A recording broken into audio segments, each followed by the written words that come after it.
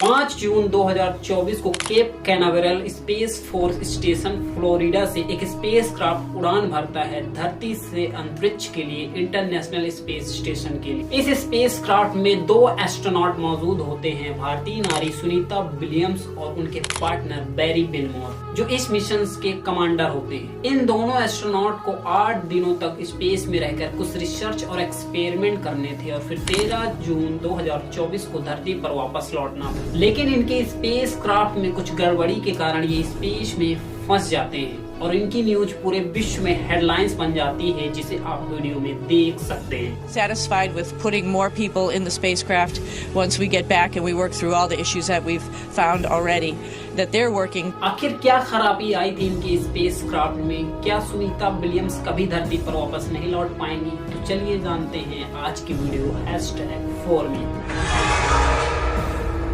नमस्कार दोस्तों, मेरा नाम शुभम विश्वकर्मा है और आप देख रहे हैं analyse world YouTube channel. Sunita Williams का जन्म 19 सितंबर 1965 को अमेरिका के क्लीवलैंड शहर में हुआ था, जिन्हें सुनीता पांड्या के नाम से भी जाना जाता है। बताया जाता है सुनीता पांड्या के पिता दीपक पांड्या एक जाने माने न्यूरोनाटोमिस्ट थे, जिसका मतलब होता है तंत्रिका संरचना के एक प्रोफेसर डॉक्टर थे। दीपक पांड्या का जन्म 6 दिसंबर 1932 को गुजरात के मेहसाणा जिले के झुलासन गांव में हुआ था और वह 1958 में अमेरिका के शहर बोस्टन चले गए और वहीं रहने लगे। सुनीता विलियम्स अपने परिवार में सबसे छोटी थी। इनका एक बड़ा भाई और एक बड़ी बहन भी थी, जिसका नाम जय थॉमस पांड्या था और बड़ी बहन का नाम डायना एन पांड्या था। 1995 में सुनीता विलियम्स ने Melbourne Florida institute of technology से इंजीनियरिंग में MS पूरा किया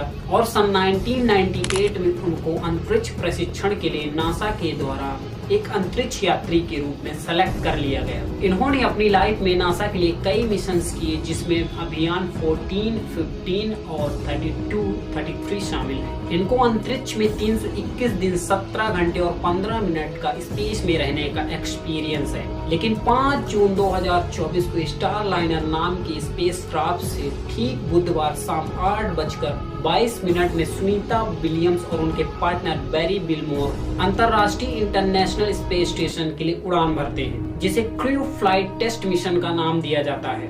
इस स्पेसक्राफ्ट के कैप्सूल को बोइंग कंपनी के द्वारा बनाया गया था, जिसे स्टार लाइनर का नाम दिया गया था। इसे अंतरिक्ष में जाके ISS से अटैच होना था। इस मिशन के दौरान दोनों एस्ट्रोनॉट को 8 दिनों तक स्पेस में रिसर्च और कुछ एक्सपेरिमेंट करने थे। इसके बाद धरती पर वापस लौटना था 13 जून 2024 को। लेकिन इनके रिटर्न वापसी के दौरान ये देखते हैं कि इनके स्पेसक्राफ्ट के कैप्सूल में कुछ मेजर गड़बड़ी है, जिसकी सूचना फौरन नासा स्पेस सेंटर को दे दी जाती है। नासा इस मिशन के बारे में रिसर्च करता है और उनको पता चलता है कि इस कैप्सूल के अंदर मेजर टेक्निकल इश्यूज बताए जा रहे हैं, जिसकी वजह से नासा इस स्पेसक्राफ्ट को रिटर्न वापसी के लिए रोक देता है। रिपोर्ट के अनुसार इस स्पेसक्राफ्ट से 5 जगह से हीलियम गैस लीक हो रही है और दूसरी प्रॉब्लम, इस स्पेसक्राफ्ट में मौजूद 28 थ्रस्टर में से 5 थ्रस्टर काम करना बंद कर चुके हैं, जिसकी वजह से नासा के द्वारा इस मिशन को अवॉइड कर दिया जाता है कुछ समय के लिए। जिसकी वजह से सुनीता विलियम्स का एक वीडियो मैसेज भी सामने आता है, जिसे आप वीडियो में देख सकते हैं।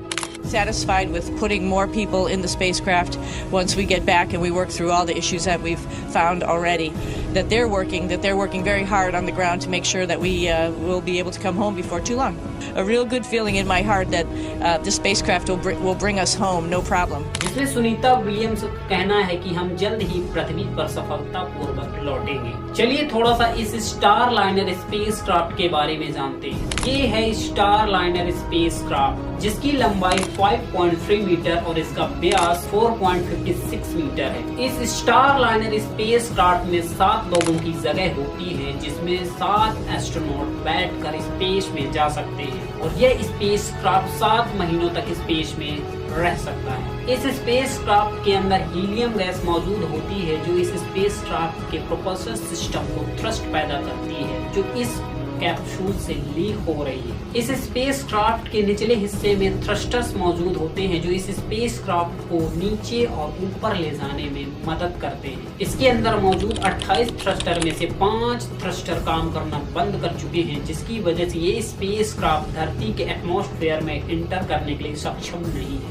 अगर यह स्पेसक्राफ्ट इस सिचुएशन में धरती की ओर बढ़ता है तो हमें एक बड़ा डिजास्टर देखने को मिल सकता है, जो 2003 में कोलंबिया शटल हादसे में कल्पना चावला की याद दिला देता है। शायद इसी कारण से नासा इस मिशन को रोक देता है। पहले नासा इस कैप्सूल को 13 तारीख को ना रखकर 26 तारीख की डेट रखता है इस कैप्सूल को धरती पर आने के लिए, और फिर 26 तारीख से 20 दिनों का और समय बढ़ा दिया जाता है। लेकिन इस मिशन को 1 महीने से ज्यादा का समय गुजर जाता है और अभी भी ये दोनों एस्ट्रोनॉट स्पेस में फंसे हुए हैं। इस मिशन को लेकर नासा के पास अभी तक कोई जवाब नहीं आया है कि ये दोनों एस्ट्रोनॉट धरती पर कैसे वापस लौटेंगे। सुनीता विलियम्स इस मिशन को लेकर बहुत खुश थी, जिसे आप वीडियो में देख सकते हैं।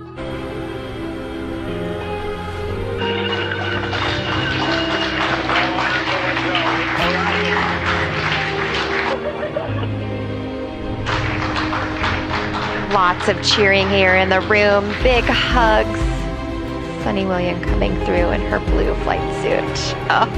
And followed shortly behind by Commander of Starliner, Butch. पूरी दुनिया की नजरें सुनीता विलियम्स पर टिकी हुई हैं। लोग कामना कर रहे हैं कि ये एस्ट्रोनॉट जल्द से जल्द धरती पर लौटेंगे। हम कामना करते हैं कि सुनीता विलियम्स जल्द से जल्द पृथ्वी पर लौटेंगी और अगले मिशन के लिए तैयार रहेंगी। तब तक के लिए नमस्कार।